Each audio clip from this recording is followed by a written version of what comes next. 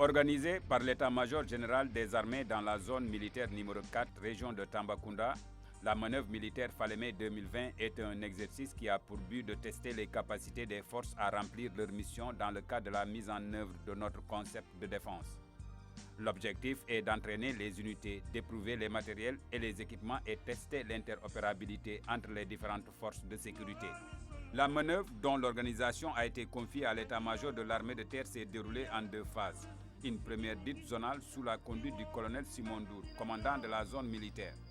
L'objectif était de tester la capacité de la zone militaire numéro 4 à prendre en compte avec l'ensemble de ses unités un ennemi qui se manifeste sur son territoire. Ainsi, dès la survenue de la menace tout moins réunie, l'ensemble des forces de défense et de sécurité se sont configurées pour mettre en œuvre les recommandations du Conseil national de sécurité au niveau zonal, sous la direction du gouverneur de la région et le commandement du Comzone. Selon le thème de la manœuvre zonale, ces unités de Tambacounda doivent faire face à des attaques de groupes armés terroristes au niveau de la sous-préfecture et de la brigade de gendarmerie de Kéniéba, de même que les infrastructures abritant la police de l'air et des frontières à Kidira. Aussitôt informé de cette attaque, le gouverneur de la région de Tambacounda a mis en place une cellule de crise, un cadre régional de coordination des opérations de lutte antiterroriste, CRCO, tandis que le poste de commandement des opérations est érigé à la zone militaire numéro 4. Depuis le 19, la partie Est fait l'objet de plusieurs attaques. Hier déjà, plusieurs de nos unités et détachements ont été attaqués par des éléments, en tout cas inconnus. Et aujourd'hui, le 20, ça c'est un peu compliqué, avec une volonté de prise de la brigade de Kéniéba, mais également une prise d'otage qui concernerait le commandant de brigade, le sous-préfet de Kéniéba et un certain nombre d'autorités religieuses. Je voudrais dire que c'est une situation, c'est vrai, confuse, mais elle est sous contrôle, puisque nos forces se sont engagées depuis hier pour d'abord neutraliser en tout cas les ennemis et en tout cas sécuriser cette zone. Ce qui nous ressort du centre d'opération indique qu'ils n'ont pas pu prendre d'abord la sous-préfecture de Kéniéba. Deuxièmement, leur volonté de prendre les points sensibles que sont les 2 ponts qui relient l'enclave de Kéniéba au reste du pays, leur intention n'a pas marché, puisque nos forces, depuis ce matin, ont déjà sécurisé ces 2 points sensibles que sont ces ponts. Outre les unités organiques à la zone militaire numéro 4, à savoir les 4e et 43e bataillons d'infanterie et le 24e bataillon de reconnaissance, la gendarmerie nationale a mobilisé le groupe d'action rapide de surveillance et d'intervention Garci de Kidira et l'escadron de surveillance et d'intervention de Bakel. Il en est de même pour le groupement national des sapeurs-pompiers et la police nationale. Chaque force est intervenue dans le cadre de la manœuvre zonale pour exécuter sa mission spécifique avec ses propres équipements. Durant cette attaque, l'ennemi qui a reçu des renforts contraint les unités de la zone territoriale de Tambacounda à un repli tactique. La zone militaire numéro 4 fait alors appel à l'échelon national pour faire face à l'ennemi. Dans l'attente de renforts, ces derniers mènent des actions de renseignement et de sécurisation des populations. C'est là qu'arrivent les renforts nationaux amenés par le général de brigade Fulgence Ndour, chef d'état-major de l'armée de terre, qui prend en même temps le commandement de la force comme force. Les forces nationales ont pour principale mission de rétablir la sécurité sur l'ensemble de la zone. Pour cela, elles doivent neutraliser les assaillants en les détruisant. Fraterniser pendant la manœuvre. Aujourd'hui, il n'y a plus de gendarmes, il n'y a plus de policiers, il n'y a plus de militaires, il n'y a plus de sapeurs-pompiers. Il n'y a que des hommes en tenue qui combattent pour le Sénégal. Est-ce que c'est clair? Est-ce que c'est clair? Sam, Dans sa stratégie de libération des sites attaqués, le commandant de la force a articulé les unités en 4 groupements tactiques interarmes GTIA. Les GTIA Alpha et Bravo en premier échelon et les GTIA Charlie et Delta constitués par les unités de la zone militaire numéro 4 en deuxième échelon. En réserve d'intervention, le GTIA Echo est constitué d'unités des armées, de la gendarmerie nationale, de la brigade nationale des sapeurs-pompiers et de la police nationale. Le GTIA Alpha qui opère dans le Fiso Nord progresse sur l'axe Tambacounda-Goudiri-Kidira. Dans la même foulée, le GTIA Bravo qui opère dans le Fiso Sud progresse sur l'axe Khosanto-Tambacounda-Pont-Sitibanta vers le nord. Équipés d'engins blindés et de véhicules, les deux GTIA convergent vers les lieux des attaques pour renverser le rapport de force. Parallèlement, ils mènent des actions civilo-militaires dans les zones libérées. Ces actions sont destinées à soulager la population avec une prise en charge de leurs besoins essentiels. Un escadron de la gendarmerie équipé de véhicules blindés et intégré au GTIA Bravo, un autre intégré au GTIA de réserve, effectue des missions d'escorte et de sécurisation de points sensibles dans le cadre de la défense opérationnelle du territoire.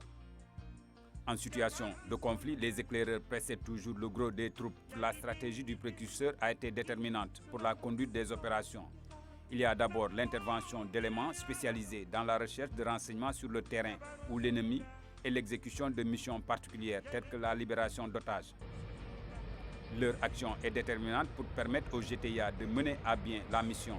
Quant à l'artillerie, elle a pour objectif d'exercer une pression en délivrant des tirs puissants sur l'ennemi afin de le désorganiser et faciliter sa destruction par les unités de manœuvre. La jonction des deux groupements a permis aux forces sur place de disposer de renforts en nombre pour neutraliser l'ennemi et sécuriser les populations et les infrastructures d'intérêt. Pour rester dans le schéma, chaque force de défense et de sécurité est intervenue dans la partie qui la concerne. Pour les besoins du soutien, le groupement logistique constitué par les unités de service assure les ravitaillements en vivres, carburant, munitions et la réparation des matériels détruits par l'ennemi ou en panne. Le soutien santé assure le ramassage, le triage et l'évacuation des blessés. La fin de la manœuvre coïncide avec le VIP Day. À cette occasion, une cérémonie présidée par le ministre des Forces armées en présence du gouverneur de Tambacounda, accompagné des autorités administratives, de la haute hiérarchie des armées, de la gendarmerie et des autres forces de sécurité.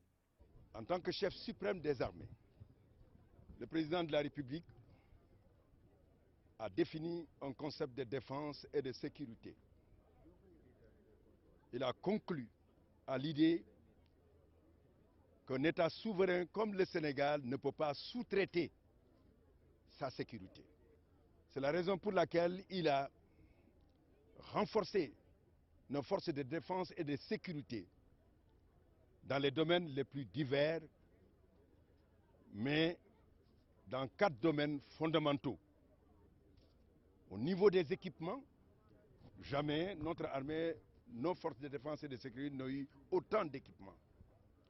Au niveau des infrastructures, vous voyez partout les réhabilitations qu'il y a dans les camps, jusqu'à la construction du camp militaire de Goudiri. Au niveau de la formation, et vous voyez aussi que l'école de défense et de la sécurité du Sénégal, qui va à la fois avoir l'école d'état-major, l'école de guerre, et déjà nous avions les Britanniques, autant d'écoles, l'école de santé, qui ont participé à la formation de l'élite du Sénégal. Mais il y a un élément aussi, c'est la condition militaire. Tout cela rentre dans un concept multidimensionnel de la sécurité. Les manœuvres d'aujourd'hui sont historiques. Si l'on remonte dans le temps, on se rend compte que ce sont l'ensemble des forces de sécurité, des forces de défense et de sécurité qui sont réunies ici, dans la région de Tambacounda, ici dans le Boundou, nous sommes au cœur du Boundou, et qui ont participé à cette manœuvre en mettant en avant l'interopérabilité qui est un facteur clé en cas de crise, en cas de guerre, pour voir la capacité d'action de nos armées sur le terrain. Au menu, une reconstitution de la séquence de libération de prisonniers à la préfecture de Kéniéba par les unités des forces spéciales de l'armée, du groupement d'intervention de la gendarmerie nationale, le GIGN, et de la brigade d'intervention polyvalente BIP. Cette démonstration a permis de mettre en œuvre une opération combinée par les unités spéciales, l'armée de l'air et la section aérienne de la gendarmerie, une opération inter-armes et inter-armées qui a permis d'engager des moyens divers et variés, aussi bien du côté des hommes et de la logistique.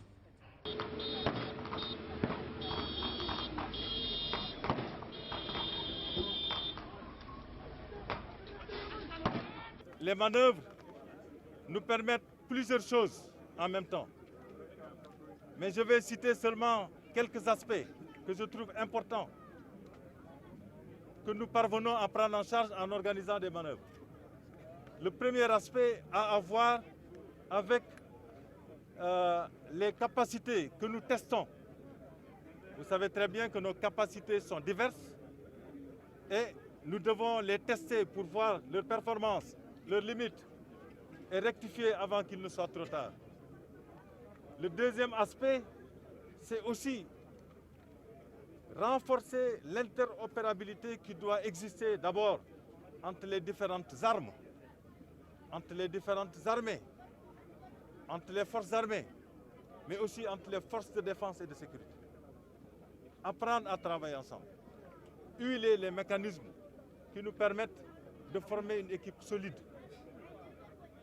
Le troisième aspect a à voir avec le terrain. On ne peut pas attendre qu'une crise survienne avant de découvrir le terrain. Donc la manœuvre nous permet de nous familiariser avec le terrain, de le dominer, d'en connaître les secrets, pour qu'en cas de crise, nous n'ayons pas de difficultés à opérer sur ce terrain-là. Mais la manœuvre permet également, et cela est très important, de rassurer les populations, pour qu'elles sachent que les unités qui sont là et qui ont le devoir, qui ont la mission de les protéger, se préparent effectivement à leur protection. Je me réjouis à la suite du SEMGA de l'engagement concomitant, simultané, de l'ensemble des forces de défense et de sécurité pour travailler sur une problématique transversale qui nécessite l'engagement résolu de tous pour le même but. Nous avons vu avec ce show final, la démonstration qui nous a été faite ce matin, que nous pouvons et nous devons travailler ensemble et ça marche d'autant mieux que ça a été planifié à l'avance. Au-delà de l'interopérabilité des forces, ce qui est important pour moi, c'était de savoir que mes hommes sont prêts, mes hommes et mes femmes bien entendu, sont prêts avec d'autres forces de défense et de sécurité à faire face lorsque le besoin se fera sentir. Et j'en suis d'autant plus heureux que la démonstration finale qui a été faite nous a montré vraiment la capacité de quand même toutes les unités qui étaient engagées dans cette opération. Donc j'ai pris l'engagement auprès du SEMGA tout à l'heure de continuer à développer ces types de préparation. Au total, 3452 membres des forces de défense et de sécurité ont été mobilisés. Pour la logistique, il y a eu 493 véhicules, 80 engins blindés, 30 motos et 7 aéronefs. Ensuite, des réalisations au profit des populations ont été inaugurées, notamment des équipements pour le périmètre maraîcher de Kidira et la remise d'équipements de protection anti-Covid. Après l'inauguration de la brigade de gendarmerie de Kidira, un impressionnant défilé a mis fin à la manœuvre Falémé 2020.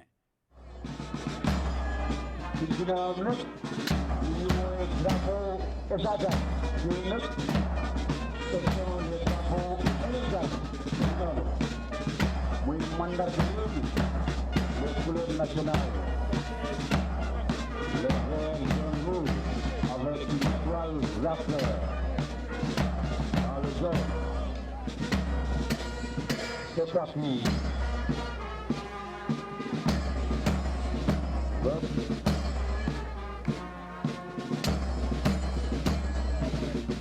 On a put number there.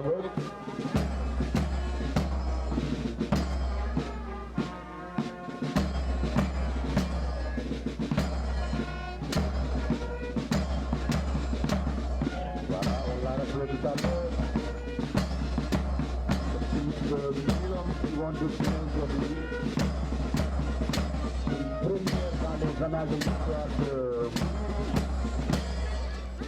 Après, bien entendu, la pause de la première prière du cambrioleur de Goudéry.